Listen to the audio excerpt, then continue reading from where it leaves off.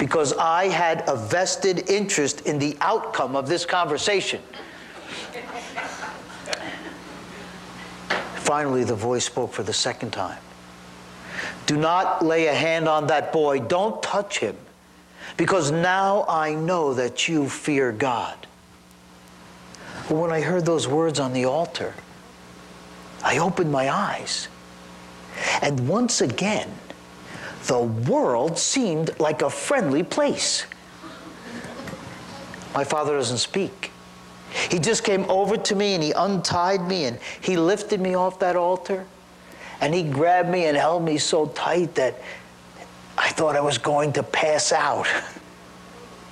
And while he held me, we heard a noise over in the bushes. And I looked over and saw a ram that was caught by its horn. Now, up until that time in my life, I had never realized what a beautiful creature a ram actually is. I really liked this ram. My father still didn't speak. He went over to that ram and he tied him up with the same cord that he had used on me. And he brought him back over to the altar. And there he sacrificed him. And we watched as the smoke went up into heaven. And when it did, the voice spoke for the third time. Because you were willing to sacrifice your only son, I am going to give you more children than there are stars in the sky and sand on the seashore. You will possess the gates of the cities of your enemies, and whoever blesses you, I will bless. And whoever curses you, I myself will curse.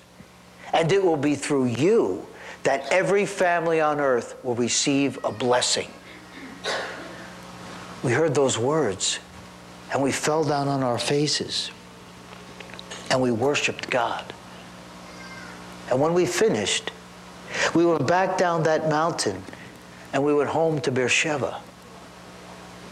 And the whole way home, I made sure that my dad stayed just a little bit in front of me, just in case he had any other ideas for this trip.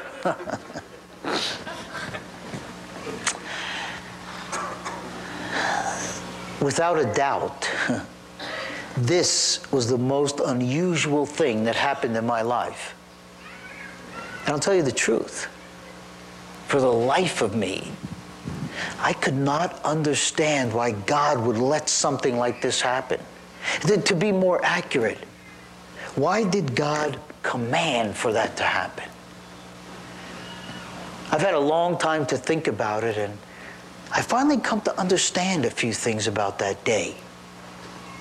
The first is this whole idea about the resurrection of the dead.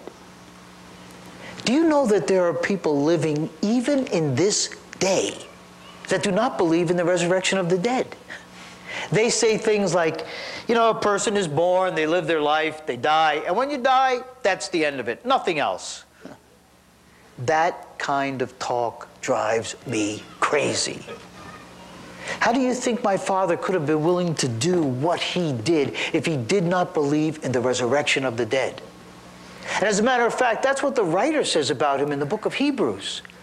He writes, by faith, Abraham was willing to sacrifice his only son, even though all his descendants were promised to come through him, because he knew if it was necessary that God would raise him from the dead.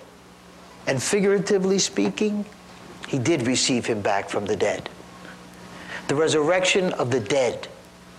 There's no one who believes that more than my father.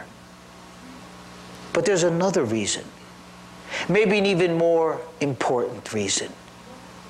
I've come to see that God commanded this to happen so that he could give the world a picture of a father who had such great love that he was willing to sacrifice his only son in order to prove it. A father whose love was so deep that he would take the one that he valued most in the universe and give him up so that no one could ever question the depths of his love. It was almost 2,000 years ago that my most famous descendant of all, the Messiah himself, climbed that same mountain range. But when he got there was no ram there to save him. He gave his life. But like me, his story didn't end on top of that mountain. He also came back from that mountain, came back from the dead, not figuratively, but literally, just so he could complete the picture for the world. The picture of the Father who had such great love that he was willing to sacrifice his only Son in order to prove it.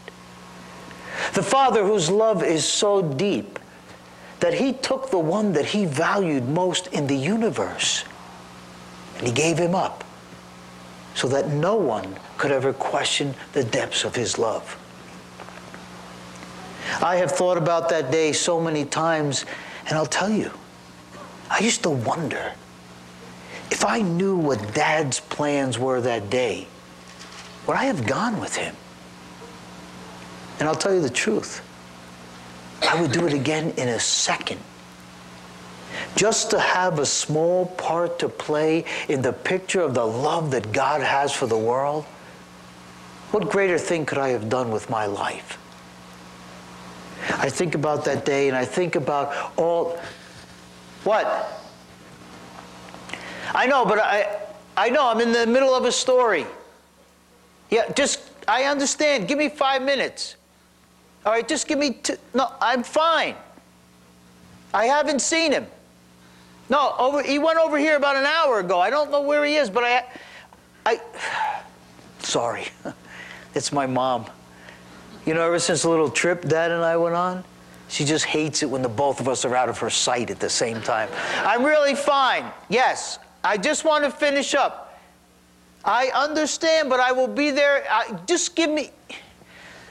I'm sorry. You know, this is not your life. It's my life. And I'm coming in a minute.